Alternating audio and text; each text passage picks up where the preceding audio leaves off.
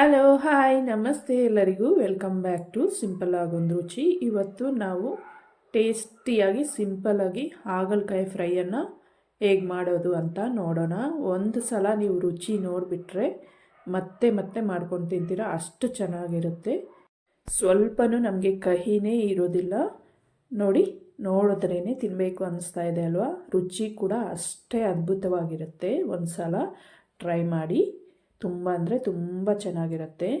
So ನಾನಿಲ್ಲಿ ಅದಕ್ಕೋಸ್ಕರ ಒಂದು 3 ಹಾಗಲಕಾಯನ್ನು ನೀಟಾಗಿ ಇಲ್ಲಿ ಕ್ಲೀನ್ ಮಾಡಿ ತೊಳೆದು ಇಟ್ಕೊಂಡಿದ್ದೀನಿ. ನೋಡಿ ಈ ರೀತಿ.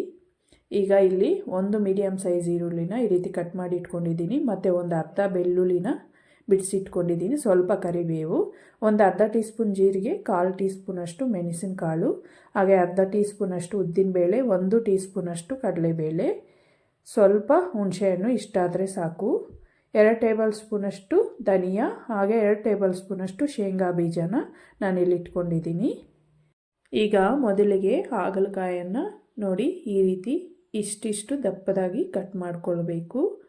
ನೋಡಿ ಹೀಗೆ ಎಲ್ಲನೂ ಸಹ ಅದೇ ರೀತಿ ಕಟ್ ಮಾಡಿ, ಮಧ್ಯದಲ್ಲಿ ಇರುತ್ತಲ್ಲ ಬೀಜ, ಇದನ್ನೆಲ್ಲ ಹೀಗೆ ನೀಟಾಗಿ ರಿಮೂವ್ ಮಾಡ್ಕೊಳ್ಳಿ. ನಮಗೆ ಎಲ್ಲನೂ ಇಷ್ಟು ದಪ್ಪದಾಗಿ ಈ ಸೈಜಲ್ಲಿ ಕಟ್ ಮಾಡಿಕೊಳ್ಬೇಕು. ಈಗ ಮೊದಲಿಗೆ ಸ್ಟವ್ ಹಚ್ಕೊಂಡು ಒಂದು ಪ್ಯಾನನ್ನು ಇಟ್ಕೊಂಡು ಅದಕ್ಕೆ 1 ಟೇಬಲ್ ಸ್ಪೂನಷ್ಟು ಎಣ್ಣೆನ ಸೇರಿಸ್ಕೊಂಡು, ಈಗ ಈರುಳ್ಳಿ ಹಾಗೆ ಬೆಳ್ಳುಳ್ಳಿನ ಅದಕ್ಕೆ ಸೇರಿಸ್ಕೊಳ್ಳಿ. ಇದನ್ನು ಚೆನ್ನಾಗಿ ಕೆಂಪಗಾಗೋ ರೀತಿ ಫ್ರೈ ಮಾಡ್ಕೊಳ್ಳಿ. ನೋಡಿ, ನಿಮ್ಗೆ ಗೊತ್ತಾಗ್ತಾ ಇದೆ ಅನಿಸುತ್ತೆ. ಇಷ್ಟು ಕಲರ್ ಬಂದರೆ ಸಾಕು.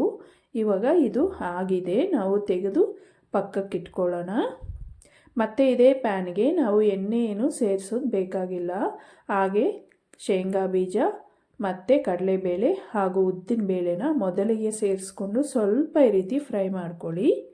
ಈಗ ಇದಕ್ಕೆ ಕರಿಬೇವಿನ ಸೊಪ್ಪನ್ನು ಸೇರಿಸ್ಕೊಳ್ಳಿ.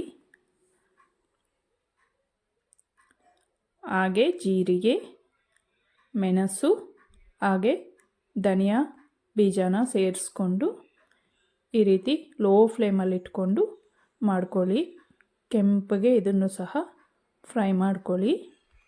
ಖಂಡಿತ ಲೋ ಫ್ಲೇಮಲ್ಲಿ ಇಟ್ಕೊಂಡೇ ಮಾಡ್ಕೋಬೇಕು, ಇಲ್ಲ ಅಂದರೆ ಕಪ್ಪಗಾಗಿಬಿಡುತ್ತೆ. ಸೊ ನೋಡಿ, ಇವಾಗ ಇದಾಗಿದೆ. ಇದನ್ನು ಸಹ ತೆಗೆದು ಪಕ್ಕಕ್ಕಿಡೋಣ. ಈಗ ಮತ್ತೆ ಅದೇ ಪ್ಯಾನ್ಗೆ ನಾನಿಲ್ಲಿ 1-2 ಟೇಬಲ್ ಸ್ಪೂನಷ್ಟು ಎಣ್ಣೆನ ಸೇರಿಸ್ಕೊಂಡು, ಈಗ ಈ ಹಾಗಲಕಾಯಿನೆಲ್ಲ ಅದಕ್ಕೆ ಸೇರಿಸ್ಕೊಳ್ಳೋಣ. ಸೇರಿಸ್ಕೊಂಡಾದಮೇಲೆ ಒಂದು ಲಿಡ್ಡನ್ನು ಕ್ಲೋಸ್ ಮಾಡಿಕೊಂಡು ಇದನ್ನು ನಾವು ಲೋ ಫ್ಲೇಮಲ್ಲಿ ಇಟ್ಕೊಂಡು ಒಂದು 10 ನಿಮಿಷನಾದರೂ ಫ್ರೈ ಮಾಡ್ಕೊಳ್ಬೇಕು. ನಾವು ಎಲ್ಲಿವರೆಗೂ ಅಂದರೆ ಹಾಗಲಕಾಯಿ ಸಾಫ್ಟಾಗಿ ನಮಗೆ ಫ್ರೈ ಆಗಬೇಕು, ಅಲ್ಲಿವರೆಗೂ ಈ ರೀತಿ ಲಿಡ್ಡನ್ನು ಓಪನ್ ಮಾಡ್ತಾ ತಿರುಗಿಸ್ಕೊಳ್ತಾ ಫ್ರೈ ಮಾಡ್ಕೊಳ್ಳಿ, ಇಲ್ಲಾಂದರೆ ತಳ ಹಿಡಿದ್ಬಿಡುತ್ತೆ. ಸೊ ನೋಡಿ, ಇವಾಗ ಇದು ಆಗಿದೆ. ನೋಡಿ, ಹಾಗಲಕಾಯಿ ನಮಗೆ ಚೆನ್ನಾಗಿ ಫ್ರೈ ಆಗಿದೆ. ಇವಾಗ ಇದನ್ನು ತೆಗೆದು ಪಕ್ಕಕ್ಕೆ ಇಟ್ಕೊಳ್ಳೋಣ.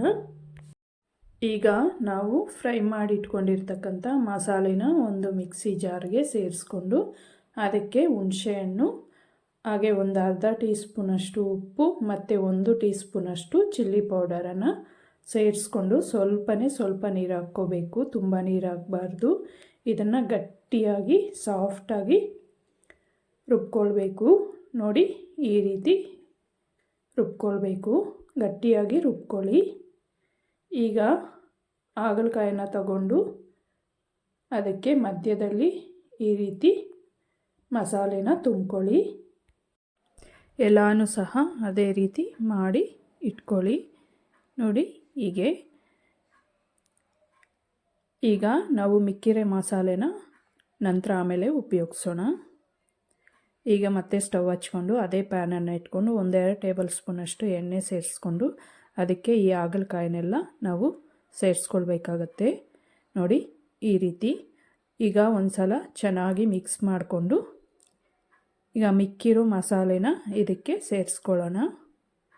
ಸೇರಿಸ್ಕೊಂಡು ಒಂದು ಅರ್ಧ ಲೋಟದಷ್ಟು ಮಾತ್ರ ನಾವು ಇಲ್ಲಿ ನೀರನ್ನು ಸೇರಿಸ್ಕೊಳ್ಬೇಕು. ಇದು ಕುದಿಯೋ ಅಷ್ಟರಲ್ಲಿ ನಮಗೆ ಅರ್ಧ ಲೋಟ ನೀರು ಹಾಕಿದ್ರೆ ಕರೆಕ್ಟಾಗಿ ಕನ್ಸಿಸ್ಟೆನ್ಸಿ ಬರುತ್ತೆ, ಗಟ್ಟಿಯಾಗತ್ತೆ.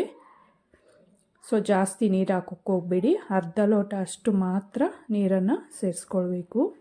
ಈಗ ನೋಡಿ, ಇದನ್ನು ಈ ರೀತಿ ಲೋ ಫ್ಲೇಮಲ್ಲಿ ಇಟ್ಕೊಂಡು ಒಂದು 5 ನಿಮಿಷ ಈ ರೀತಿ ಫ್ರೈ ಮಾಡಿಕೊಂಡ್ರೆ ನೋಡಿ ನಮಗೆ ಈಗ ಇದು ರೆಡಿಯಾಗಿದೆ. ಸ್ಟವನ್ನು ಆಫ್ ಮಾಡಿಕೊಂಡು ಸರ್ವ್ ಮಾಡ್ಕೊಳ್ಳೋಣ. ಇದನ್ನು ಬಿಸಿ ಬಿಸಿ ಅನ್ನದ ಜೊತೆ ತಿಂದರೆ ಅಂತೂ ಸಖತ್ತಾಗಿರುತ್ತೆ. ಒಂದು ಸಲ ಟ್ರೈ ಮಾಡಿ ನೋಡಿ. ಚಪಾತಿಗೂ ಸಹ ತುಂಬ ಚೆನ್ನಾಗಿರುತ್ತೆ. ನೋಡಿ ಎಷ್ಟು ಚೆನ್ನಾಗಿ ಬಂದಿದೆ ಅಲ್ವಾ? ನೋಡಿದ್ರೇ ತಿನ್ನಬೇಕು ಅನಿಸುತ್ತೆ, ಅಷ್ಟು ಚೆನ್ನಾಗಿರುತ್ತೆ. ಟೇಸ್ಟು ಸಹ ಎಕ್ಸಲೆಂಟ್ ಆಗಿರುತ್ತೆ. ಒಂದು ಸಲ ಟ್ರೈ ಮಾಡಿ ನೋಡಿ.